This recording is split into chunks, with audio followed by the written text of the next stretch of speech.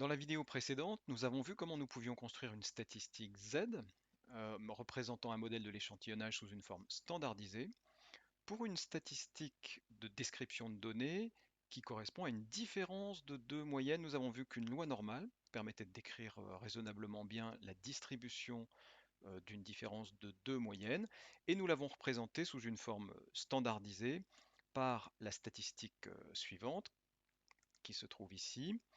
La différence de deux moyennes observée, centrée sur la différence de moyenne vraie, divisée par l'écart type ou l'erreur type de cette statistique de différence, nous fournit une statistique qui se distribue selon une loi normale standard, une loi normale centrée réduite. Le problème, avons-nous dit, de cette statistique, c'est qu'elle contient 4 paramètres inconnus. Et qu'en pratique, si on voulait faire du calcul avec ça, pour pouvoir juger que la différence empirique, x bar 1 moins x bar 2, est substantielle, suffisamment importante pour qu'on puisse considérer qu'il y a bien en arrière-plan une différence réelle dans les populations entre mu1 et mu2, eh bien, ce calcul est rendu compliqué par le fait que nous ignorons tout des 4 paramètres. Alors on va traiter ce problème morceau par morceau en commençant par les moyennes inconnues. À vrai dire, c'est le morceau le plus simple parce que sur cette partie-là, au fond, on n'a pas réellement de problème. On peut faire une hypothèse nulle, exactement comme on a été amené à le faire dans l'inférence sur une seule moyenne, en disant, voilà, on ne sait pas ce qu'est la vraie différence de moyenne dans les populations parentes. Par contre, on peut imaginer, on peut poser comme hypothèse, quitte à découvrir plus tard que c'est une hypothèse délicate et que les données n'ont pas l'air de se conformer à ce scénario, mais on peut en tout cas commencer par supposer que les moyennes de population sont égales. À défaut de savoir ce qu'il en est, nous pouvons l'affirmer, quitte à découvrir encore une fois une éventuelle contradiction en probabilité par rapport à cette hypothèse. Donc sur les moyennes, on n'est pas trop embêté, et vous le voyez, dans cette formule, si on part de l'hypothèse mu1 égale mu2, bah, tout d'un coup mu1 moins mu2 devient 0. Et on peut purement et simplement faire disparaître ces deux paramètres inconnus de l'équation. Faisons ça.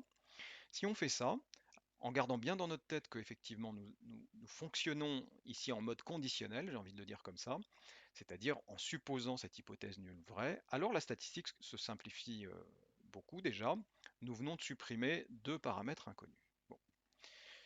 On n'est pas sorti de l'auberge néanmoins, puisqu'il en reste encore deux, sigma 1 carré et sigma 2 carré, et vous allez le voir, pour qu'on puisse travailler avec ces paramètres inconnus qui sont là, il faut qu'on fasse un petit détour par l'atelier numéro 1 qui vous initie à ce que j'ai appelé ici la problématique des variances hétérogènes.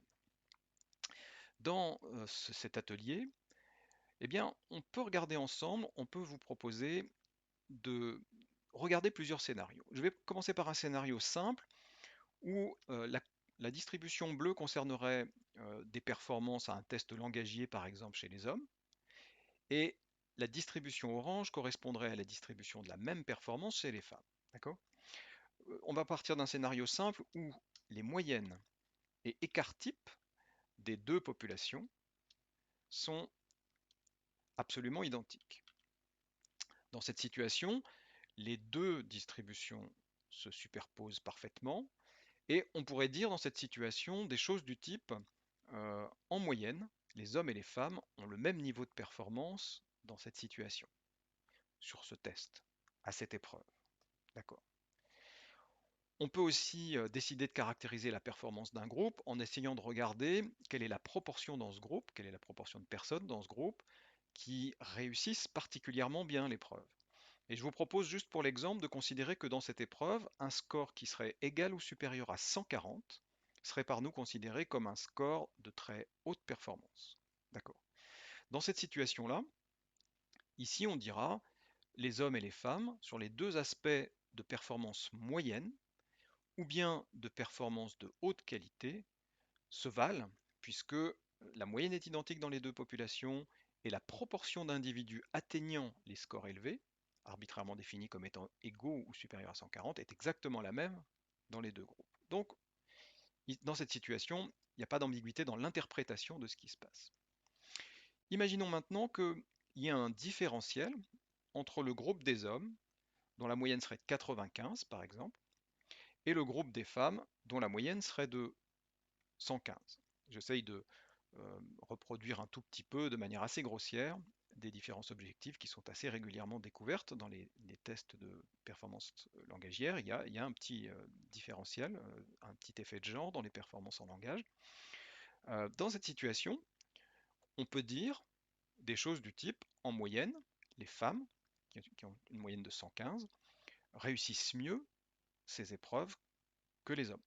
En moyenne, bien sûr, puisqu'il y a un certain nombre d'hommes, par exemple, dans la partie supérieure de la distribution bleue, qui réussissent mieux que certains individus femmes dans la partie inférieure de la distribution orange. Donc, ce que nous disons là est bien entendu un discours en moyenne, en espérance dans cette distribution.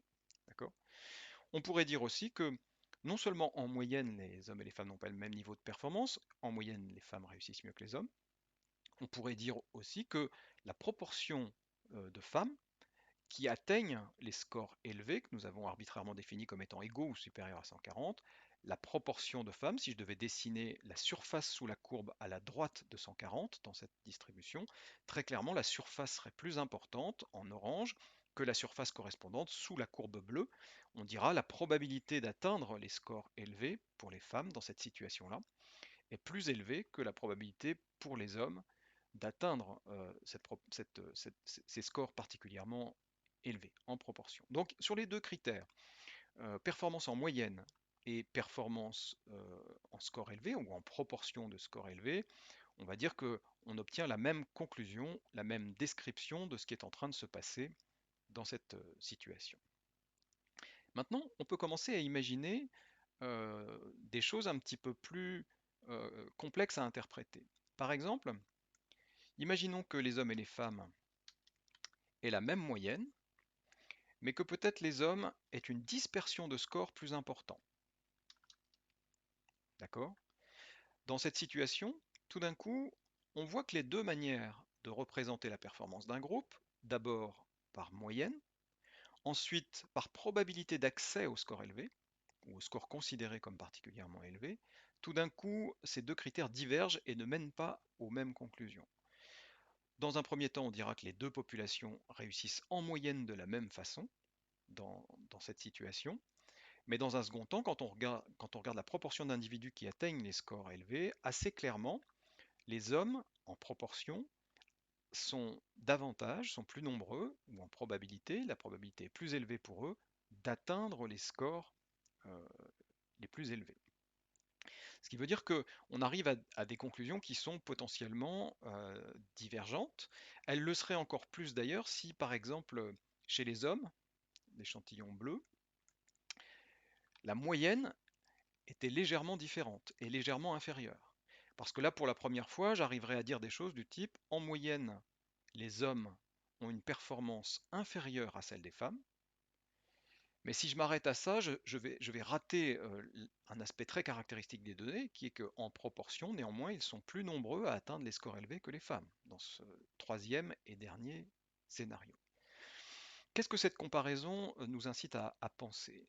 Cette comparaison nous incite à penser que si nous manipulons des modèles à deux paramètres, paramètres de position, paramètres de dispersion, paramètres de moyenne et paramètres de variance, on peut aussi le dire comme ça, alors il va falloir être extrêmement prudent parce que quand on compare deux conditions, la conclusion qualitative, la conclusion d'une recherche expérimentale va chercher à être univoque. On voudra dire qu'un groupe réussit mieux qu'un autre, ou pas. Mais ici, on voit très clairement que si on veut pouvoir dire qu'un groupe performe mieux qu'un autre, il va falloir le dire sur un des critères seulement et pas sur les deux en même temps. Et dans un monde parfait, on aimerait assez qu'il n'y ait pas cette ambiguïté. La seule manière pour nous de ne pas trouver cette ambiguïté est d'avoir une situation simplifiée où les dispersions, c'est-à-dire les écarts types des deux distributions, sont exactement les mêmes. Dans cette situation, je peux bien avoir une différence de performance moyenne. L'égalité sur les dispersions garantira que cette différence de performance moyenne se traduit également par des proportions d'individus qui atteignent les scores élevés, arbitrairement définis ici par la borne 140, qui sont consistants, c'est-à-dire chez les femmes, j'aurai en proportion ou en probabilité plus d'individus à atteindre ces scores que chez les hommes, de façon totalement compatible avec ce qu'il est possible de dire par l'examen des moyennes. Vous comprenez l'idée qui est derrière ça? L'idée c'est que pour comparer valablement deux populations, Eh bien, on a besoin d'une situation simple, c'est la situation où les dispersions de score sont égales. Il n'y a que dans cette situation que vous pouvez raisonnablement bien comparer un groupe contre un autre et dire que la performance est meilleure dans un groupe qu'un autre sans ambiguïté. C'est ce qu'on appelle l'hypothèse d'homogénéité des variances. Et la statistique que nous allons regarder ensemble est une statistique qui s'appuie sur cette hypothèse d'homogénéité des variances, et elle a besoin de cette hypothèse pour sa construction. Et c'est important pour nous, d'une part pour reconnaître que la statistique ne pourra pas être utilisée si on avait des raisons particulières de douter de cette homogénéité des variances dans une situation concrète, où on fait passer des tests à deux groupes d'individus.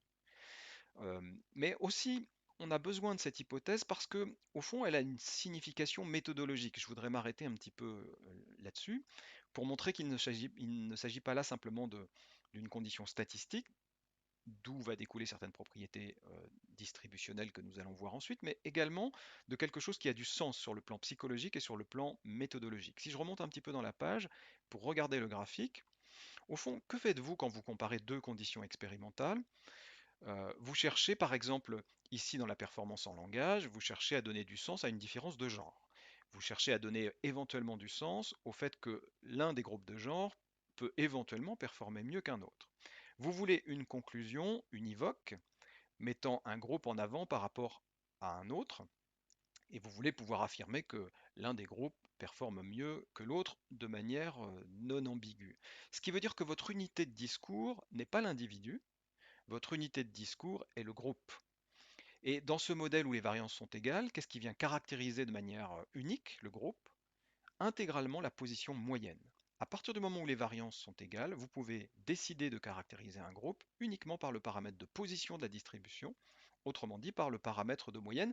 Et dans ce cadre-là, il n'y a pas d'ambiguïté, vous savez dire quel est le groupe qui performe le mieux, bien entendu, en moyenne. C'est ce que vous cherchez dans cette situation. Mais vous savez aussi que à l'intérieur de chaque groupe, bien sûr, il y a des individus. Votre niveau de discours et votre niveau de réflexion théorique est au niveau du groupe, car vous cherchez un effet de genre, pas un effet d'individu. Mais dans la pratique et dans la réalité, il y a bien sûr des individus, et ces individus portent une variabilité des scores qui est représentée par l'écart type de la distribution, en bleu ou en orange ici. Autrement dit, en quelque sorte, la variabilité à l'intérieur des groupes a une signification. La variabilité à l'intérieur des groupes, c'est cette différence entre les individus qui ne raconte rien de la différence entre les groupes. C'est une forme de différence entre les individus qui n'a pas d'intérêt pour vous, vous n'allez pas la commenter, cette différence, mais par contre, vous savez qu'elle existe. Il y a une hétérogénéité interindividuelle qui est à l'intérieur des groupes, quand votre intérêt théorique se porte exclusivement sur la différence entre les groupes. C'est la raison pour laquelle, dans cette situation simple, en supposant que le modèle avec variance homogène tient la route sur les données qu'on a, dans cette situation-là, en général, on considère que la variabilité interindividuelle à l'intérieur d'un groupe donné, c'est de l'erreur de mesure. C'est-à-dire, au fond, bien sûr, ça a une signification psychologique potentiellement, mais ça représente un ensemble de variables qui créent de la différence entre les gens, qui n'est pas représentée par la différence de genre. La différence de genre, elle, est matérialisée intégralement par la différence entre les deux distributions, et nous savons ici sur ce graphique que c'est la différence de moyenne qui suffit à la décrire.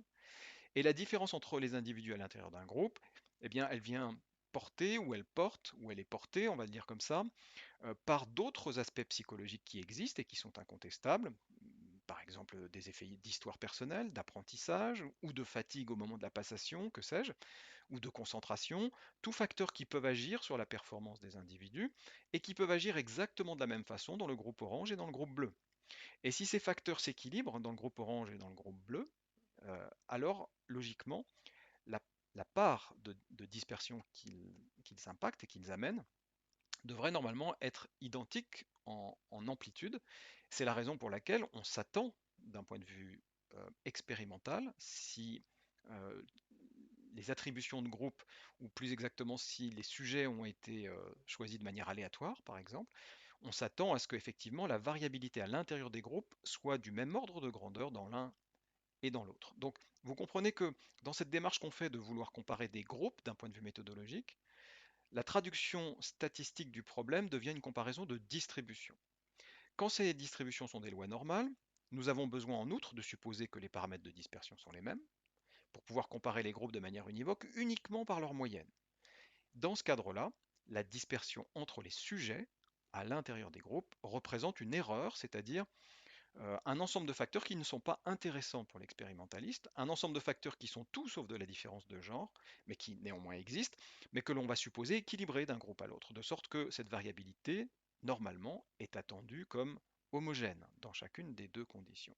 Donc cette interprétation, elle vous aide à comprendre que la situation d'homogénéité des variances, elle est désirable. Ce n'est pas seulement une condition statistique qui va avoir un intérêt pour nous, parce qu'en effet, elle va simplifier nos modèles et nos statistiques.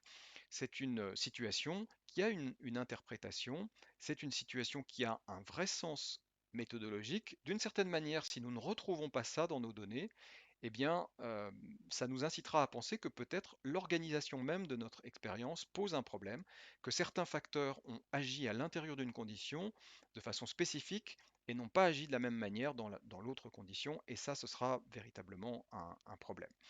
En tout cas, si cette hypothèse est acceptable sur des données, et on va très bientôt apprendre à le tester, tout d'un coup, notre statistique eh bien, va se simplifier beaucoup, car sous cette nouvelle hypothèse, tout à l'heure on disait mu1 égale mu2, ça va simplifier notre tâche, mais sous cette nouvelle hypothèse que nous allons appeler l'homogénéité des variances, sigma 1 carré égale sigma 2 carré, eh bien, sigma 1 carré et sigma 2 carré dans la formule précédente peuvent être purement et simplement remplacés par un paramètre inconnu unique, plus besoin de numéroter désormais, on va l'appeler sigma carré tout simplement, que je peux éventuellement même mettre en facteur ici, voire même sortir du radical pour n'avoir plus que sigma ici, le carré disparaît dans l'opération. Voilà le résultat donc de cette nouvelle hypothèse. On a pour le coup gagné un paramètre puisque deux variances inconnues ont été remplacées par une seule. On obtient une statistique qui désormais a la forme suivante, x bar 1 moins x bar 2 divisé par sigma, racine de 1 sur n1 plus 1 sur n2. Si les deux hypothèses précédentes sont correctes, c'est-à-dire égalité des moyennes dans les populations, mais aussi égalité des variances pour des raisons différentes, alors cette statistique suit une loi normale, centrée, réduite. Voilà la statistique à laquelle nous arrivons après une réflexion qui est un peu au carrefour des statistiques et de la méthodologie, du sens psychologique des expérimentations et de la façon dont nous construisons les expériences en psychologie. Il faudra bien garder cette notion en tête lorsque concrètement nous allons regarder comment cette statistique se comporte sur des vraies données. On s'assurera au préalable, et vous verrez qu'on verra un test spécifique pour ça, on s'assurera au préalable que cette condition de l'homogénéité des variances est défendable compte tenu des données qu'on a euh, sous les yeux. Une fois qu'on aura pu constater ça, eh bien en effet, on pourra utiliser la statistique que nous avons ici, pas exactement sous la forme de Z. Vous vous souvenez du cours précédent sur l'inférence sur une seule moyenne. Très clairement, le sigma ici dans la formule est encore un paramètre inconnu qu'il va falloir qu'on traite. Et on va le traiter avec exactement la même méthode qu'est la méthode de Student qui nous avait rendu service pour l'inférence sur une seule moyenne. Ce sera l'objet de la vidéo suivante.